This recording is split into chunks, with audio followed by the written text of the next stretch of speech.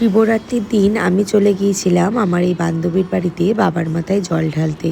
আর এই বাড়িতে কিন্তু আমি আমার বিয়ের আগে থেকেই যাই। আর এখানে গিয়ে তো ফার্স্টে অঞ্জলি দেওয়া, বাবার মাথায় জল দেওয়া, দিয়ে ভোগ খাওয়া, এটা কিন্তু সত্যি অসাধারণ লাগে। প্রত্যেকবার করে আসছি তো, ওই জন্যই এতটা ভালো লাগে। আর এই দেখো পাকু আমার কোলে বসে আছে। আমার বান্ধবীকে বলেছি একটা ফটো তোল, ও কিন্তু ভিডিওটা করেছে, তাই আমি আজকে শেয়ার করতে পারছি। আর পাকু চাইলো বাবার কাছে একটা ডো, তার কারণ হলো ও ও ওই একটা ডো দিয়েই যেন অনেক খেলনা বানাতে পারে, তার জন্য। একেই বলে বাচ্চার মন। তাই জন্য বাবা মনে হয় বাচ্চাদের কথা একটু বেশিই শোনে, সেটাই হয়। তারপর এখানে চলছে ফল কাটাকাটি। আর এই ছিল এই বান্ধবীটা, এর বাড়িতেই ছিল পুজো। আর ওদের খাওয়ার জায়গাটা আমার ভিডিও করা হয়নি, ওইখানটাও খুব সুন্দরভাবে সাজানো হয়েছিল।